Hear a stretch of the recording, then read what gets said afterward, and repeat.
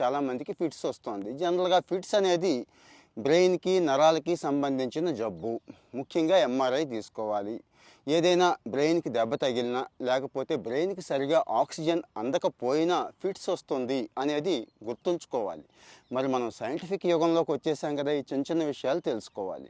ముఖ్యంగా ఫిట్స్ వచ్చినప్పుడు అతన్ని పక్కకి ఉంచండి అంటే నోట్లో ఏదైనా ఉంటే మింగేసే పరిస్థితి ఉండకూడదు అని చెప్తున్నారండి. అలాగే ఈ తాళాల గుర్తులు వగైరా నీళ్లు పోయటాలు పొరపాటును కూడా చేయొద్దు. అతన్ని కాస్త ఫ్రీగా ఉండనివ్వాలి. ఫ్రీగా కాస్త గాలి ఆడనివ్వాలి. మరీ ఎక్కువ ఉంటే హాస్పిటల్కి తీసుకువెళ్ళాలి. ఇమ్మీడియట్గా ఎంఆర్ఐ చేయించుకోవాలి. అంతే తప్పించి ఈ పిచ్చి పనులు ఏమీ చేయొద్దు. ఈ పనుల వల్ల రీసెంట్గా ఒక ఆయన ప్రాణం పోయిందని చెప్పి తెలిసిన ఫ్రెండ్ డాక్టర్ ఒక ఆయన చెప్పాడండి. అందుకే నేను ప్రత్యేకంగా ఇది చెప్పాల్సి వస్తుంది.